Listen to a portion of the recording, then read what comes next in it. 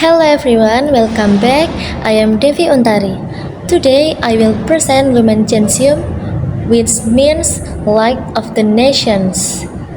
It is the dogmatic constitution on the Church promulgated by Pope Paul VI on November 21, 1964, during the Second Vatican Council. This document transformed this church's understanding of itself, emphasizing the church as a living community united with God and humanity. Through this presentation, we will explore its key teachings and lasting significance. Before Vatican II, the church was often described mainly through its visible structures and hierarchy. However, Lumen Gentium introduced a deeper vision by presenting the Church as a mystery and a sacrament of communion with God and with all people. This marked a significant shift in ecclesiology, focusing not only on authority and institutions, but also on the spiritual mission of the Church. As a result, the Church come to be understood more clearly as the people of God, journeying together towards salvation. The document is divided into 8 chapters. Chapters 1 through 4 focus on the Church's divine identity. They discuss the mystery of the Church, the people of God, and the roles of both the hierarchy and the laity. Chapters 5 through 8 focus on the Church's spiritual mission. They highlight the universal call to holiness, diverse vocation within the Church, the pilgrim journey toward heaven, and the special role of the Blessed Virgin Mary. Together, this chapter provides a complete vision of the Church's nature and mission. One of the central teachings of Lumen Gentium is that the Church is a sacramental sign of unity between God and humanity. The Church is not simply an organization, but a visible instrument through which God's grace is shared with the world. The document also teaches that God gathers people from every nation into one people of God.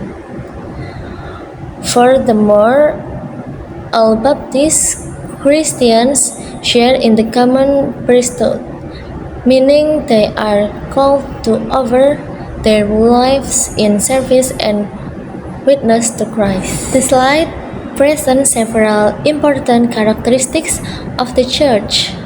First, the Church is the mystical body of Christ, meaning all believers are united in Christ across time and place.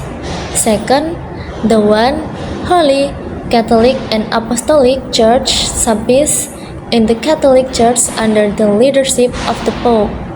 Third, elements of truth and holiness can also be found outside the visible boundaries of the Catholic Church, encouraging ecumenical dialogue.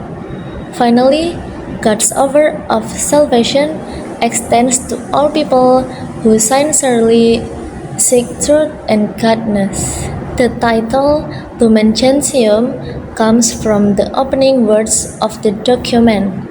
Christ is the light of nations. The Church does not generate its own light but reflects the light of the Christ to the world.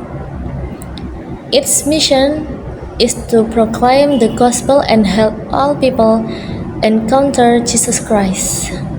This reminds us that the Church exists not for itself, but to serve God's mission of bringing salvation to humanity. Lumen Gentium emphasizes the importance of both church leaders and lay people. The bishops, as successors of the apostles, share responsibility with the Pope in guiding the Church. This concept is known as episcopal collegiality. At the same time, the laity are not passive members.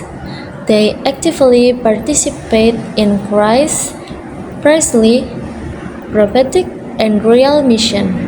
They are especially called to bring Christian values into family life, society, politics, education, and the workplace. One of the most influential teachings of Lumen Gentium is the universal call to holiness. The document clearly states that holiness is not reserved for priests, bishops, or religious communities. Every Christian, regardless of age, occupation, or social status, is called to become holy.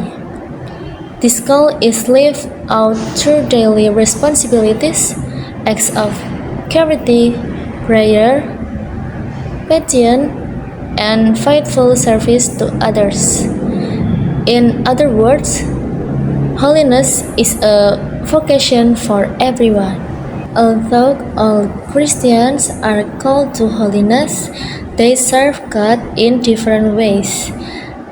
The clergy are called to shepherd the faithful, celebrate the sacraments, and preach the gospel.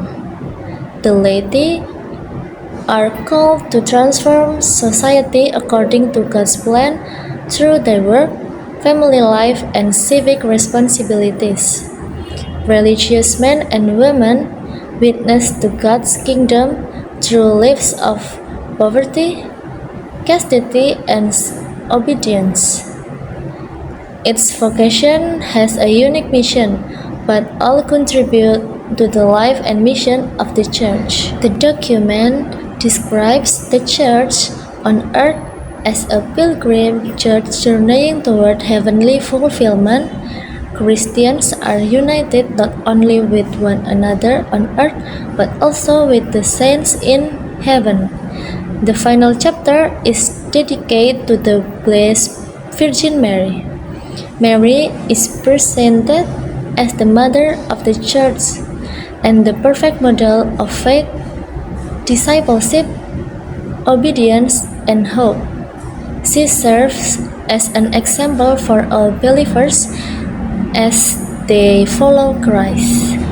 The importance of Lumen Gentium can be seen in its overwhelming approval during the Second Vatican Council. The final vote was 2,151 in favor and only 5 opposed. This near unanimous support reflects the Council Fathers' shared vision for renewing the Church's understanding of itself and its mission in the modern world. The document became one of the most influential texts of Vatican II and continues to guide the Church today. To conclude, Lumen Gentium presents the Church as the people of God, the mystical body of Christ, and a sign of unity of the world. It teaches that all Christians share a common dignity through baptism and are called to holiness. The document also emphasizes collaboration between the hierarchy and the laity while encouraging dialogue, unity, and service.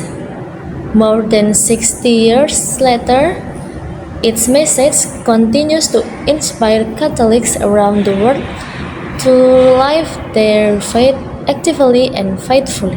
That is my presentation. Thank you for watching and see you in the next video. Bye!